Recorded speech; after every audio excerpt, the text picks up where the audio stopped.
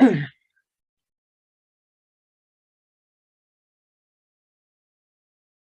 there we go. So welcome to our second agritourism workshop. I'm Jen Fimble. I'm with Cornell Cooperative Extension in Dutchess County, New York. This is an operation of a program work team from Cornell University. So it's a lot of Cornell Cooperative Extension educators from around New York State working on these programs once a month. There's several planned already. If you haven't seen the workshop flyer, I think Lindsay will send that out to you when the email link to this recording is sent to you later on. Erica, if you want to just hit the next slide. So today's Where is Agritourism Allowed? Again, we're the Cornell Cooperative Extension Agritourism Program Work Team. And I'm Jen Fimble, like I said. I work for Cooperative Extension in Dutchess County as a senior resource educator for agriculture, and that's commercial ag. Anything to do with livestock feed is mine. Anything to do with human feed is in our horticulture department. I'm also the county's ag navigator, which means I get to work with municipal officials when it comes to matters pertaining to agriculture. So assessors, planners, town boards, supervisors, etc. And my name is Erica Tazer. I am a project manager in the community planning division of EDR, which is based in Syracuse, New York. We're a consultant firm that's hired by local municipalities typically. So I bring the perspective of working with typically counties doing farmland protection plans, although towns can write their own farmland protection plans as well. And I'm bringing the perspective of local municipalities that have, planned for agritourism in their communities and want to support that and protect farmland as well. I, in a previous chapter of my career, was an educator for CCE here in Onondaga County. And we partner a lot with CCE in these farmland protection plans for counties. So it's really great to be here with you all today and be able to, hear your perspectives as well and share some information that we've obtained through these different county farmland protection plans. So happy to be here today.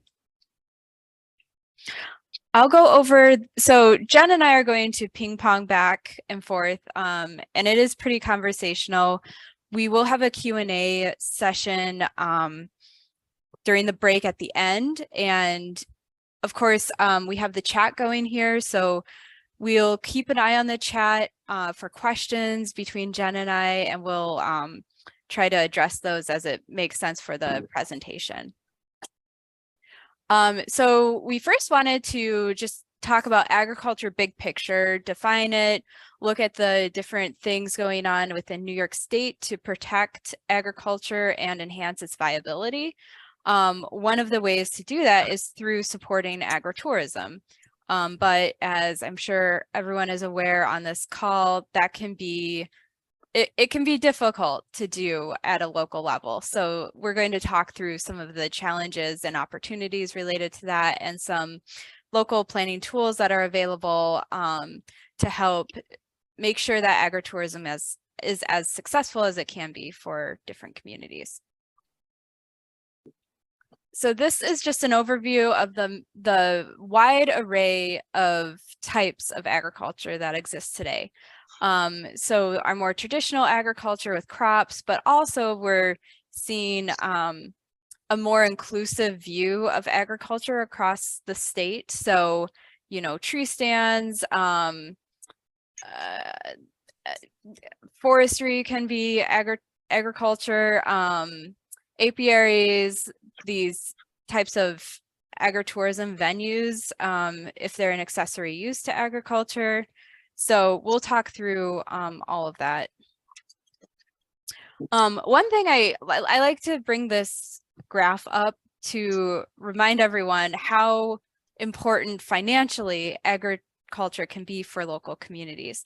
So this is a reflection of an American Farmland Trust study that looked at the cost of public services for each dollar of revenue that these different land uses raised across New York State.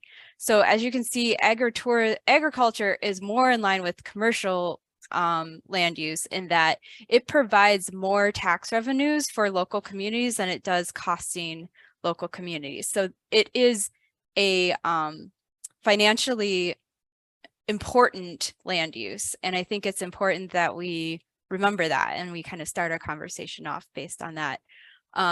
Because, you know, farms don't require sewers, water lines, all of these infrastructure elements that, you know, residential areas need. They're keeping the municipal budgets for rural communities low or viable. So that's just an overall piece to remember in this. And Jen, this is your slide, so I'll hand it back to you. So some of you may have already heard this piece before, but what is an ag district or an agricultural district and why are they important? So they were in the law was enacted in 1971. Here in Dutchess, it wasn't until 1973, but it helps keep farmland in ag production. A county legislative body must approve and forward to the petition to the Commissioner of Ag for formal review and designation. So the map there, that outline, is the 4 ag districts in Dutchess County. Some other counties are very different. They have specific geographic boundaries for agriculture districts. We do not have that. There are no ag districts in cities or in other urban areas such as villages. Just it's something very interesting to pay attention to. So the purpose is to encourage the continued use of farmland for ag production. The program is based on a combination of landowner incentives and protections, all of which are designed to forestall the conversion of farmland to non-ag uses. So they do say it's a geographic area, which I think at one time had 21 ag districts in Dutchess County. We're down to 4. It's all about viable agricultural land. Ag operations within the district are the priority land use and afforded benefits and protections to promote the continuation of farming. So, but there is no financial incentive to be in an ag district. All right, so there's 2 very different things, ag districts and ag value assessment. And this is really important to remember the differences between the 2. It gets confusing and people often call the ag value assessment the ag exemption. So it's not. This year in Dutchess County, we get to review all those parcels that you see there. We reviewed those. There's 4,500 plus parcels in Dutchess County in the ag district. And we have to do our 8-year review this year. So it's going to be a busy year. Next slide, I think. Next slide. There we go. Whoop. There we go. So ag value assessment, commonly referred to as the ag exemption. It's not an exemption. It's just a discount on the land that is in production. Landowners must apply each and every year to satisfy certain gross sales and acreage eligibility requirements. So generally speaking, 7 or more acres that were used in the preceding 2 years for the production of, for the sale of crops, livestock, or livestock products. So a lot of homesteaders think that they can apply for the ag value assessment, and they can't unless they have at least 7 acres and gross $10,000 in sales. Or if it's less than 7 acres, they have to gross $50,000 in sales from those parcels that they own. Ag assessment is limited to land use in ag production, defined to include cropland, pasture, orchards, vineyards, sugar bush or maple syrup, support land, and crop acreage either set aside or retired under the federal supply management or soil conservation programs. Next slide. So when they're coupled together, being in an ag district and receiving ag value assessment, that's what helps you possibly to apply for the right to farm law to protect you. Doesn't mean it's going to happen, but that's what Ag and Markets looks at, those 2 things coupled together. So out of the 62 counties in New York State, there are now 17 counties, I think last I knew, maybe 18 now, with the right to farm law, including Dutchess County. There is a New York State right to farm law, but counties can also opt to do their own right to farm law to show that they really do support agriculture. The intent of this law is to make a declarative statement about the positive role that agriculture, particularly as a local business, plays in the county. This law applies only to property located in a state-certified agricultural district and to farm operations that conform with generally accepted and sound agricultural practices, and is defined in the law. In order to maintain a vibrant farming economy, it is necessary to limit the circumstances under which farming may be deemed to be a nuisance, and to allow agricultural practices inherent and necessary for the business of farming to proceed and be undertaken free of unreasonable and unwarranted interference or restriction. So what those help you with are some of the signage laws on your farm property. So if you have a sign that you want to put out, as long as it's not obstructing the view of traffic, generally speaking, you are able to put that up, even though the town may have a law that says you can only have a sign that's 18 by 24. Okay, you can actually have a bigger sign. I always tell people to remember that you still live in the town. And so, you know, great big neon sign really isn't necessarily what you want to do just because you can. But anyway, playing with some of those, you know, you are afforded some protections with the right to farm laws. Again, with being in the ag district and receiving ag value assessment. Next slide.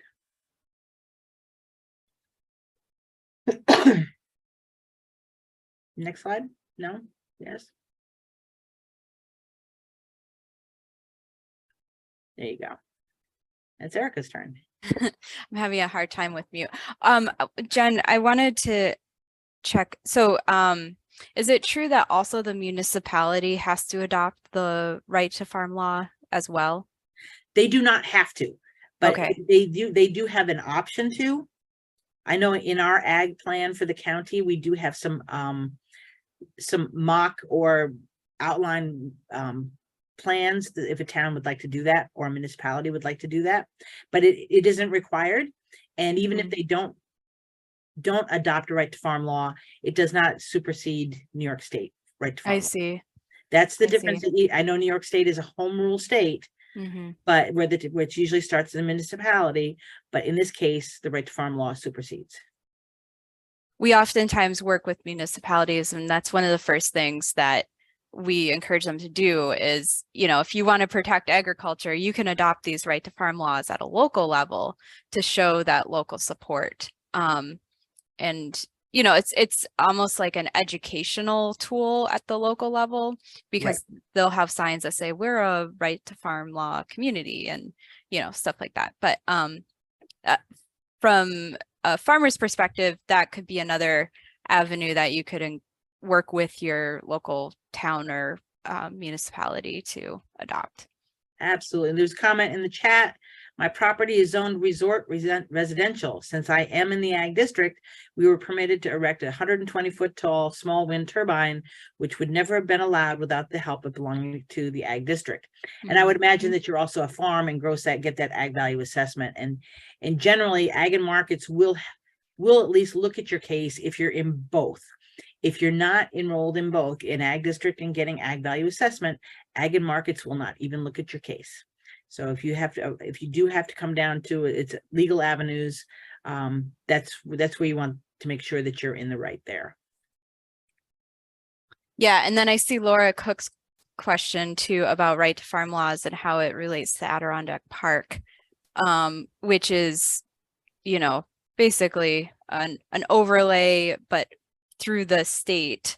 So I am not personally familiar with how that works, but I can look into it. And then also I'd encourage you to also talk with your town supervisor or local representatives to help have them navigate. Because a lot of these examples today there are surely patterns throughout New York State, but there's a lot of differentiation between local communities and how they are zoning or writing local ordinances about agriculture in general. There's a lot of diversity between communities. That and the fact that it is a state park, again, it's going to all come down to, you know, if you're going to fight with the state, you're going to lose. I think that's what that's going to come down to, because ag and markets can't really fight itself because they're a state entity. if it's a state park. One other Item? thing about the Adirondack Park, you're also dealing with the Adirondack Park Agency as well. Right. So yeah, but there's I mean, as far as farms in the Adirondacks, up in Ticonderoga, there was, there's some dairy farm, hay fields. I mean, when you get up closer to the high peaks, there's smaller farms, but you're not going to get anything major up in that region because it's too mountainous. Right. We do have a couple other questions, but I think that we need to, Lindsay says she can help with the Adirondack Park question. Yeah. So she can, if you want to reach out to Lindsay on that, she's the one sending all the emails about these programs today. So thank you so much, Lindsay. We'll get to the other one, any of the other ones as well. Let's let Erica go ahead and continue. So we get through our whole program so we can get to everybody's questions closer to the end. Yeah, so now we're going to hone in on agritourism. So like agriculture, very diverse in how it's practiced, everything from pick your own fruits and vegetables to corn mazes to just exposure to animals like petting zoos or rehabilitation farms, value-added products and farm stands related to that, and breweries even, or small-scale wineries. We'll talk about that and what that means for agritourism as well. So I'm going to hand it to Jen here. So defining agritourism, there is a National Agricultural Law Center, and the definition of agritourism should include the following 4 factors.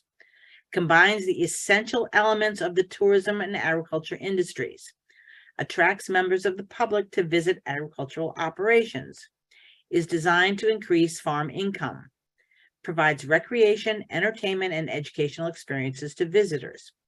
So agritourism must include some aspect of farm life, and products from the farm must be available for sale. Those are the caveats that go along with it. You can't just do a big carnival with rides and call it agritourism. So there are some caveats to that. So New York State defines it as activities conducted by a farmer on farm for the enjoyment and or education of the public, which primarily promote the sale, marketing, production, harvesting, or use of the products of the farm and enhance the public's understanding and awareness of farming and farm life.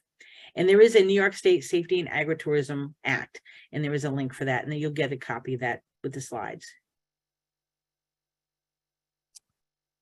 Yeah, so another thing to mention is just why are we even talking about agritourism? So as I mentioned at the beginning of the slides, it is in local municipalities' best interest to protect farmland in their community. And agritourism can be one way to do that. So the benefits are keeping farms viable and adjusting with the times. So we saw agritourism continue to increase over COVID. It continues to be an experience that people are seeking and looking for as they learn about the benefits of local food, want to understand the agricultural system. So it can be a really good opportunity for education as well. So back to our question of where can agritourism occur, which, as you'll see, has many layers to how we're talking about this. And I'll pass it back to Jen. Agritourism should occur on the property of the enterprise and should be in an ag district and on property that receives ag value assessment, or for some of you who still don't get it yet, ag exemption. So some examples. Land used for agricultural amusements, which are produced from crops grown or produced on the farm, provided that such crops are harvested and marketed in the same manner as other crops produced on the farm. So you picks, right? Pick your own. Christmas trees, You know, when people come on farm to cut their own Christmas tree. Not just hiking, but if they have a trail that goes around the farm property as well, then a planned hike is fine. Maple trails, cider trails. Those are, again, working with your local planning to make sure that any signage or anything like that, it can be very involved. State has to be involved. Pumpkin picking, hay rides, corn mazes, animal petting, and I say petting zoo lightly, meaning farm animals, not exotics. Also education, so school tours, garden or nursery tours, agricultural technical tours, history, agricultural exhibits, and winery or cidery or brewery or even meadery tours are all examples of agritourism. So you'll notice what's not on that list. Go ahead, Erica. There we go. So everybody says, oh, weddings are agritourism. Again, is there something for sale from the farm? Is it integral to that operation? So there was a case of a man in Ohio who had a hay farm. He had weddings there. He wanted to claim that for his taxes as agritourism, and he was denied, and he lost because a wedding, there's nothing for sale for them with hay. Now, if you had a winery and the caterer used their wine and labeled it as such, and it was for sale, they can use it. If you have a concert and you have a food truck and it's using your food from your property, then that's okay. But it's one of those things where you have to be very sure there's a good tie-in. If there's a concert, the only way you can tie that in, again, is maybe with food that's from your property and it states that as such. And non-agricultural fairs. So some sort of pop-up craft fair isn't going to be considered agricultural. Agritourism activities must include some aspect of farm life, and the products from the farm must be available for sale. That's a crucial piece. So yes, weddings are allowed if you have something for sale that pertains to the farm. Okay, so that, and it's labeled as such. If there's a caterer coming in and they're going to be using your beef, they should label it. They should put that on the menu or have it somewhere. There should be a board or something that says that. That's a really important piece that I think people forget. Just having a beautiful vista is not considered agritourism. Doesn't mean a farm can't do that with special permits from your town. Go ahead, Erica. So these are I always tell people, these are the considerations. Always communicate with your town planning and your assessor about your plans. You may not really want to do that, as far as, oh, I don't want to talk to them. You need to. The more transparent you are, the less red flags will go up. You may still need a permit and or the presence of police or security for your events. Keep accurate records of your agritourism activities. Ensure that you are in compliance with any required signage, accessibility, hand washing, parking, safety, and employee training that are required. There is a brand new sort of a resource book for agritourism businesses. It's on our website, cceduchess.org. I don't know, I think a link has gone out, but we'll make sure that a link goes out to that. So we do have that. It's extensive. It tells you what you need to do if you're going to have agritourism, the training and everything else.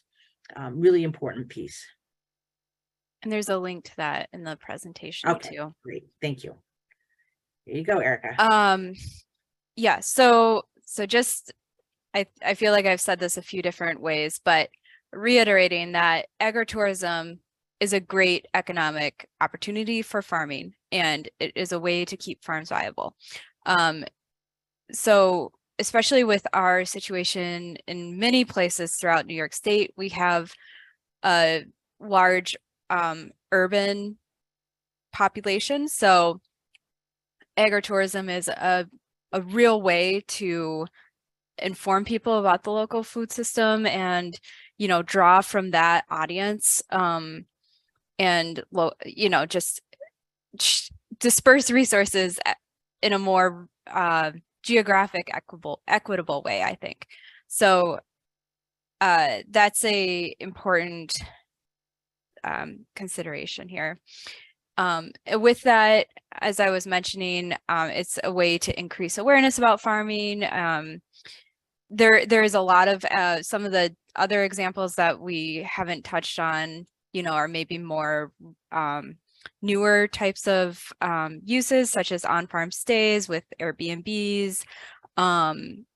Cannabis now is a crop that people are, you know, there's a lot of innovation happening within that sector as well. So yeah, the sky is the limit, but as Jen was saying, the idea here is to make it tie back to agriculture and your agriculture. So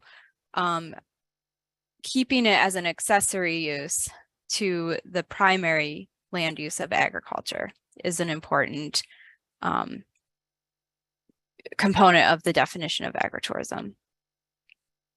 So these are just some other opportunities that are developing. Different counties are pulling together where agriculture and agritourism destinations are occurring within their community. You know, as I was saying, a lot of people don't know anything about agriculture. So having directories like this is an important way to make those connections for people. This is what Broome County is doing with some components of agritourism, U-picks, gardens, and farmers markets or farm stands. So this is how it works. You just enter your farm's information onto this directory and people can find it that way. So now we'll get into some of the challenges, and Jen mentioned some already. You know, these are straying into a bigger, a greater population coming into an area that typically hasn't had as many people visiting.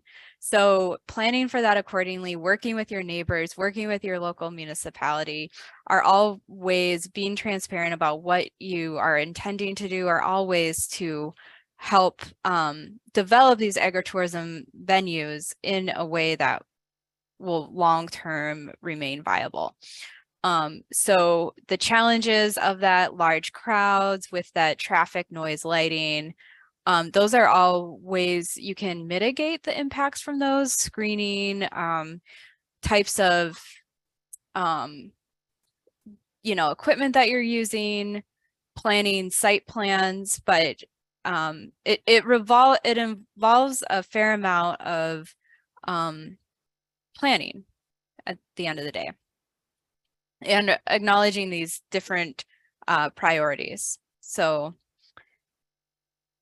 this is an example here in Onondaga County near Syracuse of two ways, like the right way to do it and the way that didn't work out. So here we have two different apple orchards. One of them has been really successful. You may have heard of Beacon Skiff. And there's another one that has had more conflicts with its neighbors, and you'll see why. So here's an example.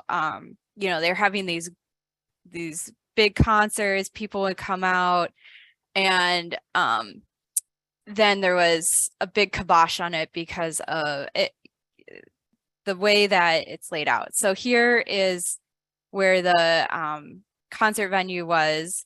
It's near this small hamlet, a lot of residential areas, and not a lot of, also the acoustics. This is down at the bottom of the valley, so all the noise just kind of reverberates right here and drives the neighbors nuts, who moved out there for a rural pace of life, you know. Meanwhile, we have Beacon Skiff up here, not too far away, but the way that it's laid out is very different, and therefore prevents some of the issues that the other venue was having. So here they buffered all of the area that has the concerts with apple orchards. There's not a lot of residential areas nearby. It's up at the top of the hill, so it doesn't get the noise reverberations. And that's just an example of how you can design these agritourism venues. Also the idea of using your agriculture as part of the operation. So Beacon Skiff, you get there and you know that you're in an apple orchard, and they are producing a lot of product from the apple orchard as well. They're selling it to you, whereas the other place, not so much. It was more of like, hey, come in this farm field and enjoy this concert. So just two different ways of approaching it, and seeing the difference in how that plays out. So here's just a question, and we're not going to get into a formal Q&A exactly right now because I want to go through some definitions with you, but just thinking to yourself, what are some trends and issues you've seen in your own community, and how has that played out, or are these relevant to your communities? We'll have that as one of the prompt questions at the end. So there are a lot of information for local municipalities. I think there's a lot of education that probably has to happen still. We're getting better at thinking of agriculture as the ideal land use for these rural areas, not as the secondary land use, just waiting for development to sprawl. But that was the planning paradigm for so long. So there's still a lot of education, I think, that has to happen.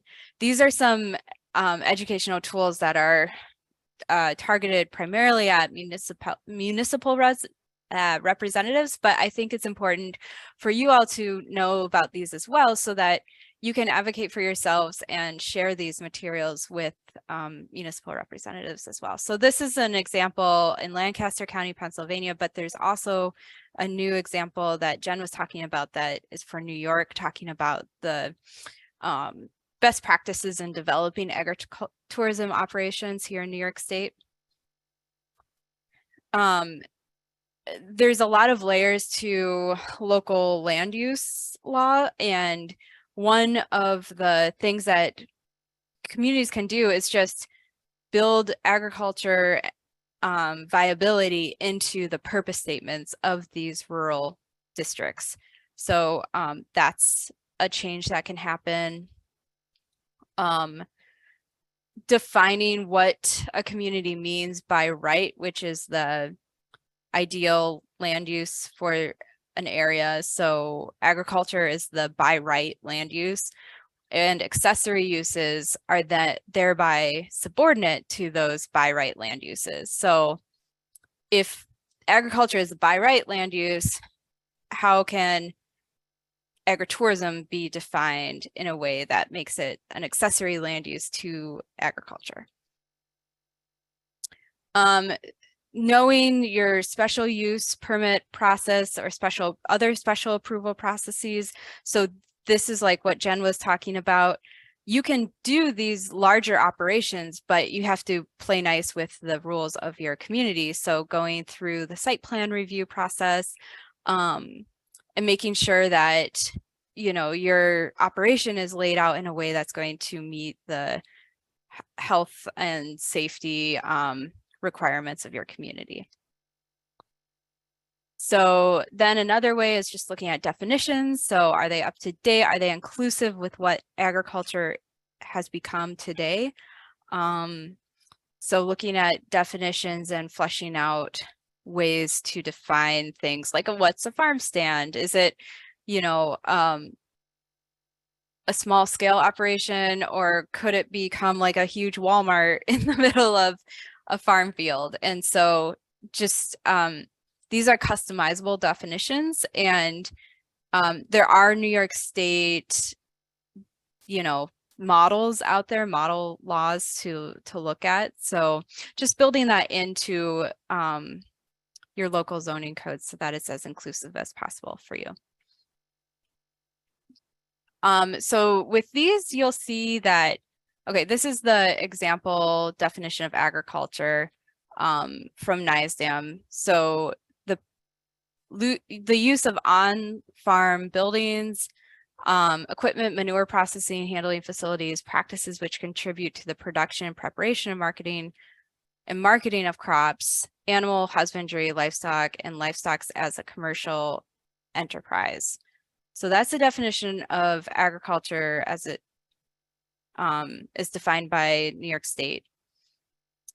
Then agritourism is looking at that definition of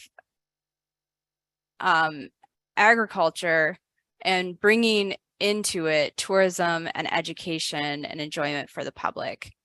And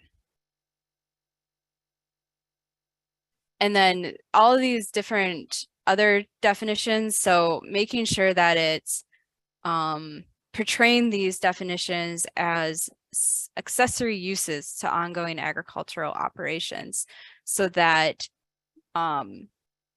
you know, there's kind of like a gradient between what mom and pop agritourism destination can be, and then the large agritainment destination.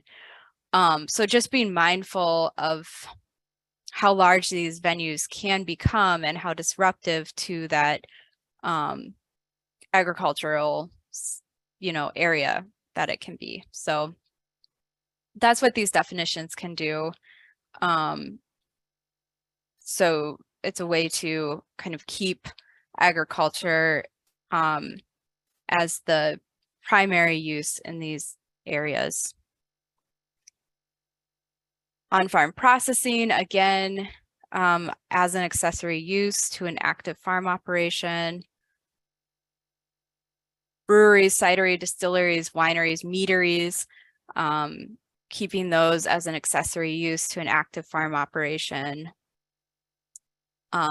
Yeah, so there's signage rights that the right to farm law can support. And then there's also going to be some signage laws that different local municipalities have. So just being mindful of those local laws as well.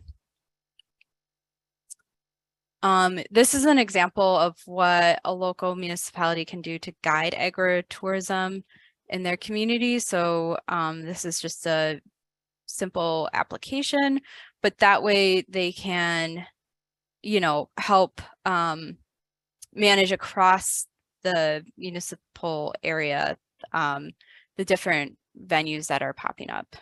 And, you know, they can play a role in marketing those venues too. So if there's like, here in Onondaga County, we have Route 20 and Route 80, which has a lot of agritourism destinations. So the county is proposing to market that as an agritourism trail, and that way reach new audiences and better support agritourism in that area.